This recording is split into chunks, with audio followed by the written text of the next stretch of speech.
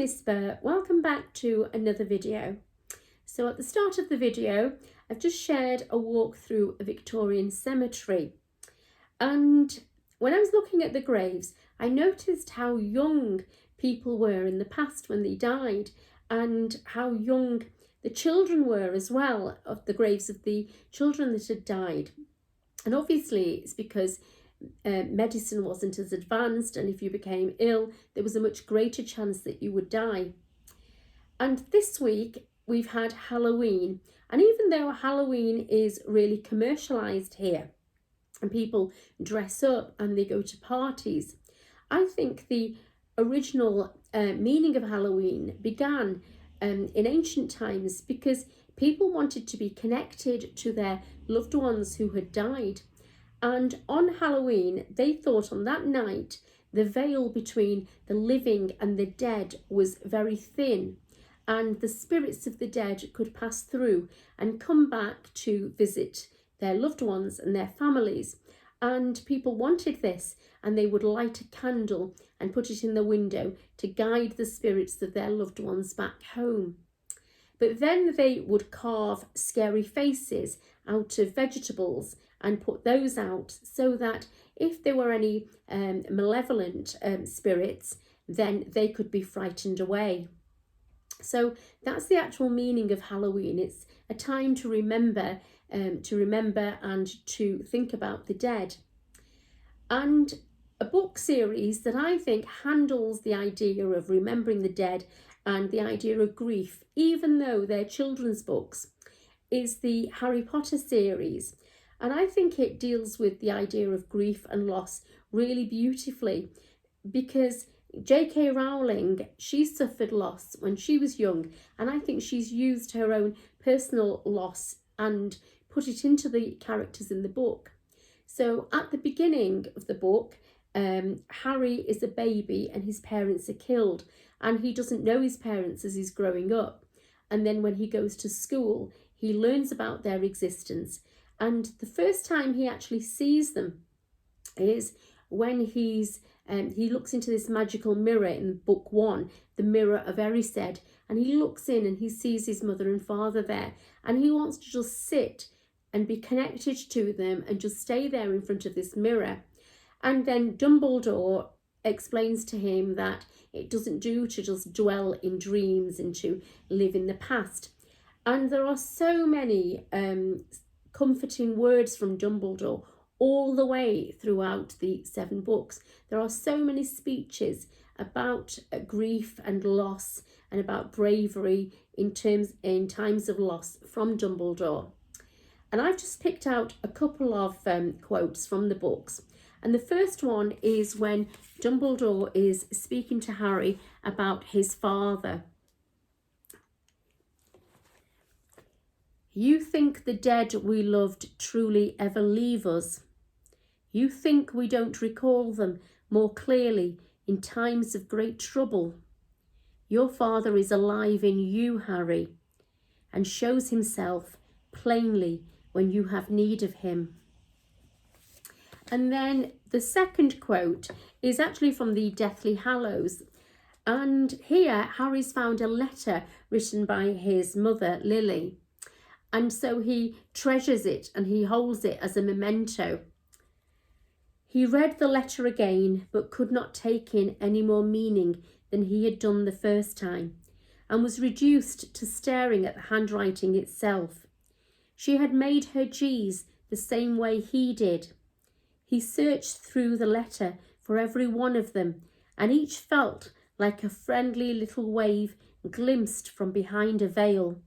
The letter was an incredible treasure, proof that Lily Potter had lived, really lived, that her warm hand had once moved across this parchment, tracing ink into these letters, these words about him, Harry, her son. So I think there are some really beautiful quotes and really beautiful words in the Harry Potter books. Next, I'll share a recipe, a very simple recipe with you. And after that, I'll share another visit So I'm going to go to the art gallery again. I went when it was Valentine's Day. I wanted to see some of the paintings that reflected love. But while I was there, I remembered, I looked at some paintings to do with the seasons and some paintings to do with autumn. And I remember that I didn't use them, but I thought I must come back and use them in an autumn video. And I think I'll do that this week. So stay with me for the rest of my video. Now I'm going to share a recipe for carrot cake. It's a really easy one that I use, and I make it in a loaf tin. So step one is to line the loaf tin. You can line it by putting butter or oil in it, but I've actually bought these reusable liners. So you get 2 in a pack, and they were very cheap. And I think that's just going to be easier to use those. Let's mix the dry ingredients. 1 cup of flour, self-raising.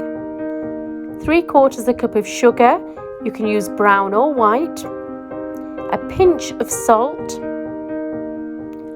1/2 teaspoon of baking soda, this is the one I use, 1/2 teaspoon of allspice, this contains cinnamon and nutmeg, mix the dry ingredients together, then move on to the wet ingredients.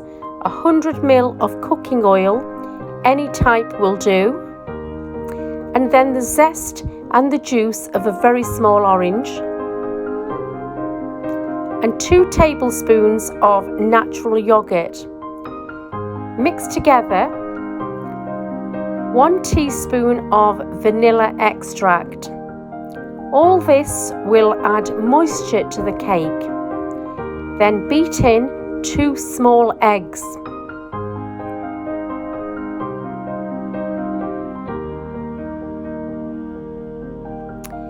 Next, fold the wet ingredients into the dry ingredients.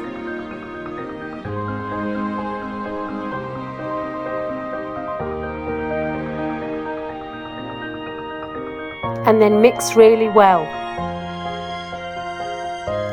At this stage, you can add your carrots. Some people add sultanas and nuts as well. I use 1 cup of roughly grated carrot. I like to see the strands of carrot in the cake.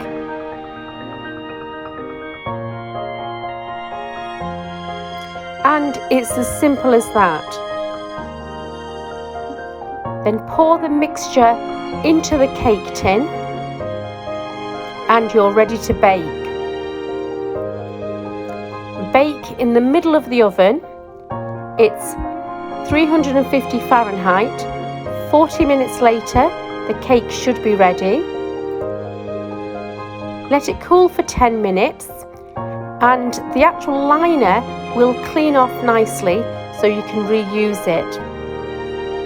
Here's the inside of the cake. You can see the strands of carrots, and the cake is really moist and delicious.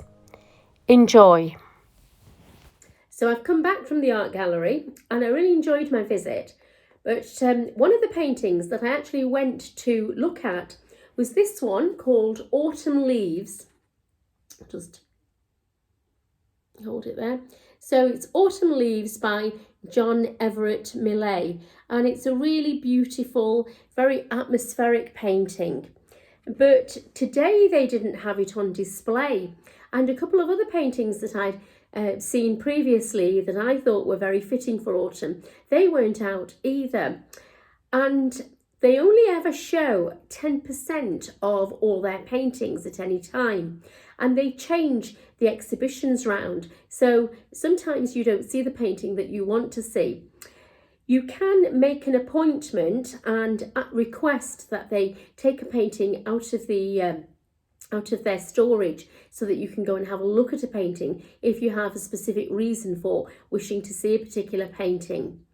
But I just decided to look at the exhibitions that were there today, and one of the exhibitions in a room was still art, and I really enjoyed looking at that, and I thought the flowers and the fruit were quite relevant for autumn time. So I've taken some footage of that. And when I read the information, it said that although the flowers and the fruit represent wealth and opulence, sometimes you might see the fruit dying and decaying, or you might see a fly on the fruit. And this represents death and decay. So it shows that everything is temporary and that life is actually only temporary as well. And I thought that was quite fitting for an autumn video. So I'll finish by showing you the exhibition. Thanks for watching today's video. I'll see you next time.